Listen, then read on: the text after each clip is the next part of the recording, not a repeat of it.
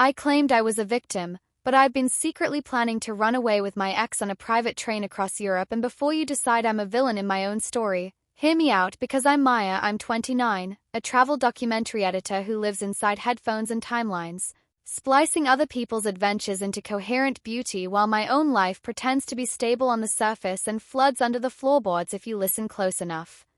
When people ask what I do, I tell them I cut truth so it fits in 4 to 7 minutes and 3 ad breaks. I spend my days scrubbing wind noise from mountaintop interviews, color-correcting sunsets that were real but somehow never quite enough on camera, and negotiating whether the host's awkward laugh stays because it's authentic or goes because it's, well, awkward. It's a job for someone who can hold 2 versions of a moment at once, what happened and what plays. Maybe that's why I was good at holding 2 lives. I met my ex, Luka, 3 years ago on a shoot in Croatia. He was our fixer, the sort of person who could conjure a ferry from thin air and a bowl of stew from a shuttered restaurant at midnight. He knew which dockmaster's kid liked strawberry sodas, which archivist hoarded maps in a drawer beneath the photocopier, which priest would let us ring the bells for sound design if we promised not to act delighted while we did it. He moved through cities like a rumor. He moved through me like weather. We were sun and then hail and then a long, humiliating fog. It ended the way some hurricanes do, officially on paper with severed logistics and the illusion of safety, while the floodwater decided to take its time receding. After Luka, I met Ethan. Reliable Ethan. Patient Ethan. Teaches high school physics, wears exactly 3 sweaters on rotation, thinks the Roman Empire is fascinating but not in the meme way. There's a certain peace in knowing someone will never forget to turn off the stove. He also never forgets what I said 3 Tuesdays ago about feeling overshadowed at work. He puts little post-its on my monitor that say things like drink water with a square smiley face that looks like a resistor diagram because he can't help himself. He loves me like a well-constructed bridge, weight distributed, forces accounted for. He believes me when I say I'm a victim of workaholism, of bad bosses, of a schedule that eats holidays. He believes me when I say Luka was a storm I survived. He believes I am safe now. I'm not safe. I am planning to vanish by moonlight onto a private train. It didn't begin as a plan, it began as a sound.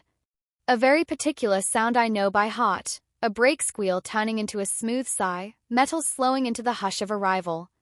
It's the sound of trains in European stations at night, when the air tastes like diesel and coffee and someone's perfume. I was cutting archival for a special, Europe by Night, the romance of the rails, and there it was, the exact cadence my bones remember. Then an email slipped into my inbox with the subject line written in a bold only one person uses, "Do you still like impossible timetables?" Signed, of course, Luka. Attached was a photo of a lacquered carriage window reflecting city lights, a table set with 2 ridiculous crystal glasses, and his hand holding a ticket with my name printed on it in a serif that made me ache. "Before you curse me," the email read, "listen. I'm outfitting a short-run private charter 4 nights Budapest to Paris with stops that matter to us. I need a producer. I need you. Or at least I need to know I asked and you said no because you are better than me, and then I can go back to pretending I don't rehearse your hello every morning. Say no. Please. Say yes." I closed my laptop. I opened it. I closed it again like a Victorian fainting couch maneuver. I read it twice through my fingers. Outside, Ethan watered the tragic rosemary plant on the balcony like someone trying to persuade a hostile witness. I told myself I'd delete the email after dinner. Instead, after we washed dishes in our sensible sink and watched exactly half a science documentary where comets look like smudges of chalk, I told Ethan I was exhausted and slid into bed with my phone under the pillow like a teenage cliché. I wrote back nothing that night. The next day, I sent "Tell me more," which is the sentence that built entire empires of trouble. He told me about the train like you'd tell someone about a secret garden. 2 sleeper carriages refurbished from the 1930s, every brass handle polished to a mirror. A dining car with a pianist who only plays when the lights hit the cutlery just so. A library compartment with glass-fronted shelves that lock when the wheels move, because otherwise the fiction escapes. A tiny kitchen where a chef named Adela, who swears like a saint stubs her toe, makes soups that taste like fields at dusk. A small staff, a steward, a mechanic, the pianist, the chef, a night porter who has 2 glass eyes and tells different stories about where the original ones went depending on how he likes your manners. Luca had put it together from pieces and favors, and a woman in Vienna who believed in beautiful crimes against efficiency. It's a one-off, he wrote. Could be a series if we sell it. Could be a myth we tell ourselves when we're old. 4 nights through history. I can't do it without someone who knows how to keep a schedule from eating itself and me from making everything more romantic than it deserves. I'll pay. Properly. You can bring a bodyguard. Or a conscience. Or both. I sent him a list. Luca loves lists. Budgets, timelines, per diems, insurance riders, a risk matrix that made even me yawn by the 3rd category. If you're serious, we're serious, I typed. At the bottom, like I meant it as a joke, also, do you still carry that stupid coin you swore brought luck? He sent a photo back, his hand older, the coin also older, the same nick near the edge. Always, he wrote. This is the part where anyone sane says, Maya, you tell your boyfriend, you do not build a parallel railroad through the middle of your life. I know. I told myself I was a victim of story gravity, of the way trains pull on those of us with defective compasses. I told myself 100 editors' lies, just a scouted call, just a meeting, just a what if. I added calendar entries with fake names, dentist, long meeting, Priya's birthday planning, because apparently when I sin I borrow the least imaginative aliases. I told myself I'd say no at the very end, when the refusal would taste noble on my tongue. Luca and I started planning in a shared document that turned into a confessional. Adela wants to source mushrooms from a farmer outside Brno who refuses to sell to anyone with a tie. The mechanic says the number 2 axle hums at 80 kilometers per hour, which he calls a sonnet in C minor and refuses to ruin. We'll stop in Salzburg at 2 a.m. just to stand on the platform alone and hear our breath echo against the glass. We started filming with our phones for a sizzle reel we didn't admit we were making. What we really made was a language. It returned too easily. His you came out of him like an old key.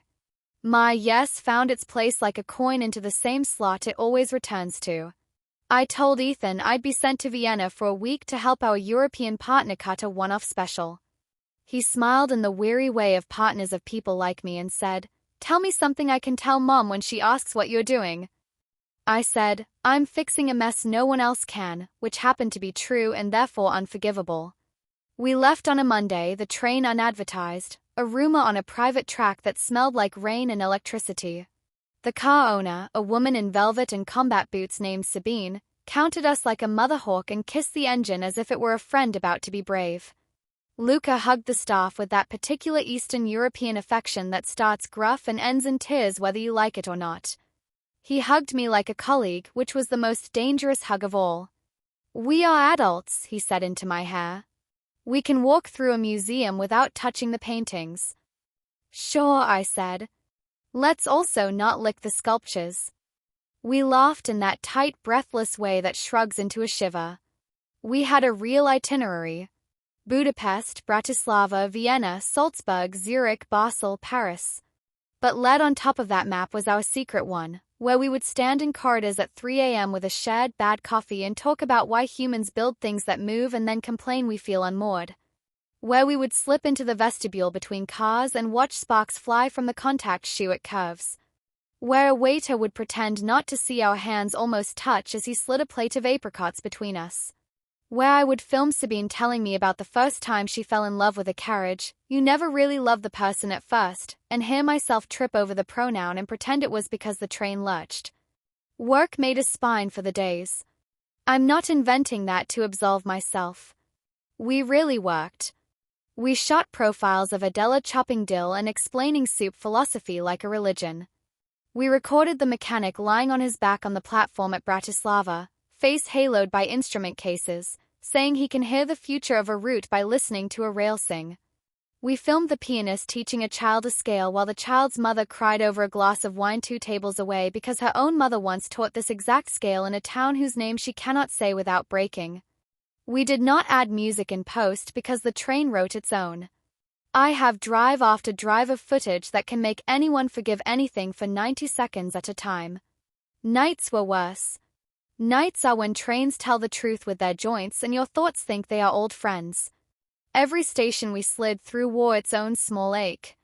I kept a journal because editors forget themselves if they're not careful, and also because the act of writing in a real book made the lying feel briefly ceremonial, which is the worst reason to do anything.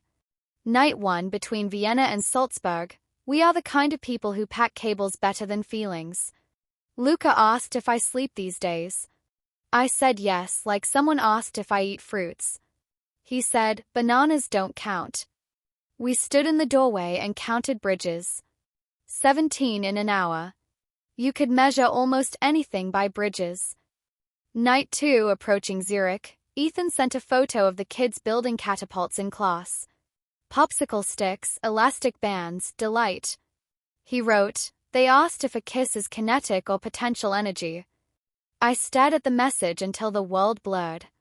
Wrote back, depends on if it lands. Turned off my phone like a coward or like a genius, can't tell which.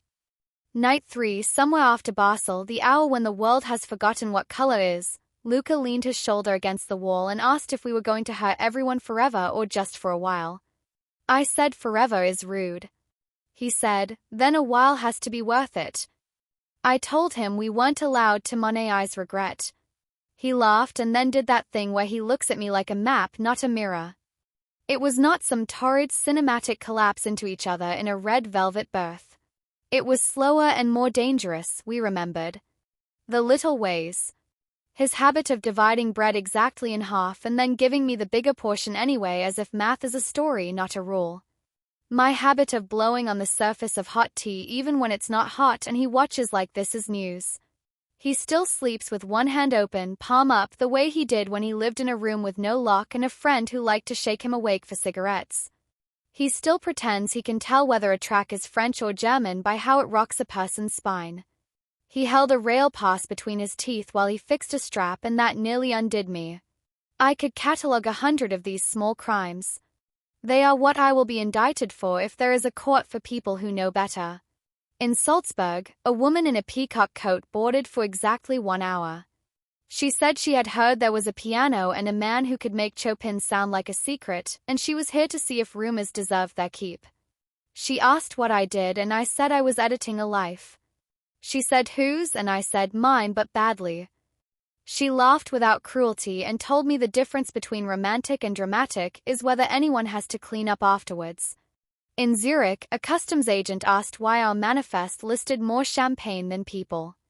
Sabine said, because trains are thirsty, and the agent stamped the paper with a smile and a warning because Switzerland prefers its mischief auditable. In Basel, it rained the exact way postcards promise and reality often refuses. We walked along a platform that pretended to be a ballroom in steel-toed boots and laughed because our reflection in the carriage windows was less tragic than expected. I filmed Luca telling me about his grandmother who hid her gold in a loaf of bread during a border crossing and then accidentally served the loaf to guests because she forgot which was which.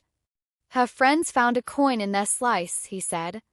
And she swore them to secrecy by feeding them more. I asked if the story was true. He shrugged, which is Luca for true enough to be worth repeating. We almost didn't make Paris. There was a track maintenance surprise nobody warned us about because bureaucracy is a novelist who loves a twist. The mechanic swore. Adela offered soup like a spell.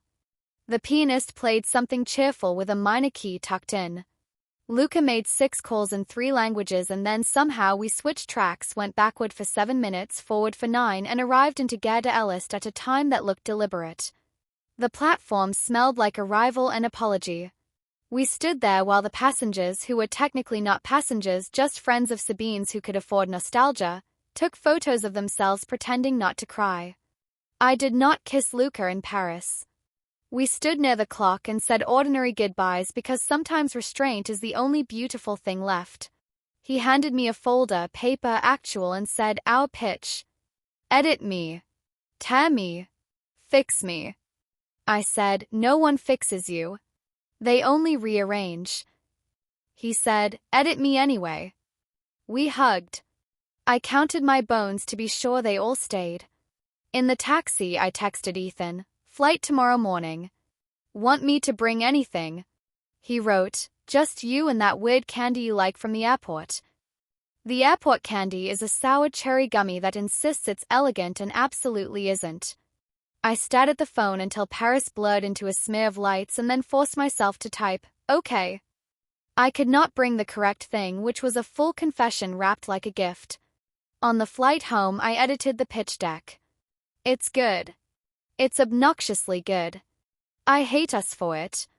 It will sell if we want it to. I cried quietly behind sunglasses while the man next to me ate 3 bags of pretzels with the seriousness of a pilgrim. At home, I put my suitcase in the doorway like someone who doesn't know how thresholds work. Ethan hugged me like a person who believes in promised returns. He asked how it went and I said, we made something I'm not sure the world deserves, which is the closest I got to honest. He made tea. We watched more of the Comet documentary. I told myself the plan was over. It wasn't. Plans do not end when trains do, they switch tracks. Luca sent a message with 2 words, one more and an attached route, Lisbon to Berlin 6 nights. I said nothing for 3 hours.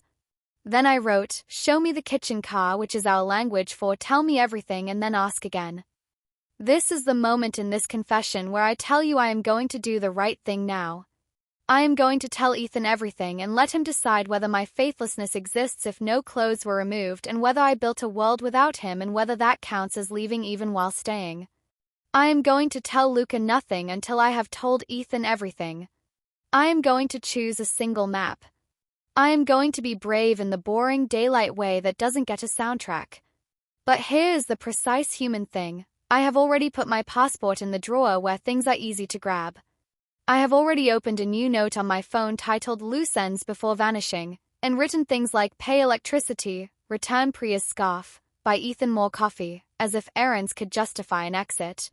I have already Googled how hard is it to learn to sleep on trains forever. I am a victim of my own competence. I know how to orchestrate departures that look like coincidences. I said at the beginning that I claim to be a victim. I have been, in some parts of my life, truly pinned beneath things bigger than me, deadlines, budgets, other people's emergencies. But this is an architecture I built plank by plank because I wanted to stand somewhere else and call it fate. It is mine. So is the choice that comes next. After Paris, I sat with my mother on the phone while she rearranged her spice drawer because it calms her. I told her I was thinking of cutting a series about trains. She said, when you were small, you would cry at stations. Not because you were sad, but because you were mad we weren't getting on. I asked why she didn't tell me that before. She said, because you never asked. And because sometimes the truth is just a person's shape. Here is my shape. I am someone who wants to be seen across a crowded platform and nodded at like we share a conspiracy with time. I am also someone who wants pancakes on Sundays and a person who buys the wrong kind of olives because he's trying. I am both. I cannot be both to 2 people without breaking them in the platform and the train and the story. Tonight, I sat at the kitchen table with Ethan and told him I'd made a mess. I told him about the train, the emails, the stops, the way Paris lights make you think you can get away with anything, and the fact that I did not try to get away with less. I told him I was ashamed and that the shame was smaller than the want, which is the part that ruins all the compassion. He listened. Of course he listened. Then he said, do you love him? And I said, I love the way he thinks the world can be rearranged if you lean hard enough. And he said, that's not the same question. And I said, I don't know how to answer the same question. And then we sat with it like it was an animal we both respected and didn't want to spook. He didn't throw anything. He didn't even raise his voice. He said he needed time. He asked me to sleep in the other room. He asked if I would be here in the morning. I said yes. He said, please keep that promise, and there was nothing square or schematic about his face. It was every nervous system raw. He went to bed. I sat at the table with my hands remembering the metal of the carriage door. My phone lit up with a message from Luca I didn't open. I put it face down and then, like a ridiculous magician, put a glass over it as if that would contain the trick. I took the passport out of the drawer and put it back into the safe. I took the note titled Loose Ends Before Vanishing and renamed it Loose Ends Before Staying. I added by rosemary plant that doesn't hate us because the current one is more metaphor than herb. Tomorrow I will tell Sabine and Adela and the mechanic that I can cut remotely, that if the series sells, and it will, I can make them look like gods from my little desk in Queens without stepping onto another secret platform. Tomorrow I will tell Luca that I will not be the person who stands breathing his air in a vestibule at midnight while the world slides by as if consequence is something that only happens to slower creatures. Tomorrow I will take the stupid coin he gave me once years ago, the one he pretends is luck and I pretend is gravity, and I will put it in a drawer where we keep batteries and measuring tape and things that are useful but not destiny. Maybe I will fail at this resolve. Humans are not software updates, we don't install patches and reboot wiser. We circle. We relapse. We make vows and then we meet ourselves at 2 a.m. and renegotiate. I know that. But I also know this: you can spend your entire life cutting footage to make chaos look like fate, or you can put the camera down and wash the coffee mug and ask the person you've hurt if they would like you to start over, and then believe them when they say it will be worse before it gets better. I claimed I was a victim. I am not. I am a woman who understands how to time a crossfade and how to pretend I deserve the swell of strings that covers the cut. I am a woman who knows the sound a train makes when it arrives and the sound a door makes when it closes quietly enough that only the person closest hears it. I am a woman who wants to be loyal and has not been. I am a woman who knows that loyalty is not a feeling but a schedule. Show up, tell the truth, sit with the fallout, make soup, delete the shared document, take the long way past the station without turning your head. If I run, it will not be because trains are romantic. It will be because I am a coward. If I stay, it will not be because I am noble. It will be because I have finally decided to edit my life in order, not for effect. Luca will go on building impossible timetables for someone who deserves them. Maybe that someone will be a woman who can ride his trains without thinking of exit strategies. Maybe that someone will be history. I will go on cutting stories where strangers meet in stations and kiss at exactly the right frame and viewers sigh because the music tells them to. And maybe years from now I will be on a trip with Ethan if he wants me, if he forgives me, if we build something that can hold the weight, and we will stand on a platform somewhere stupidly beautiful, and a private carriage will slide by with lights like a chandelier moving at speed, and I will feel the old ache and the new pride at once, and I will squeeze his hand and he will squeeze back. And there will be no soundtrack except the ordinary miracle of us not going anywhere except home.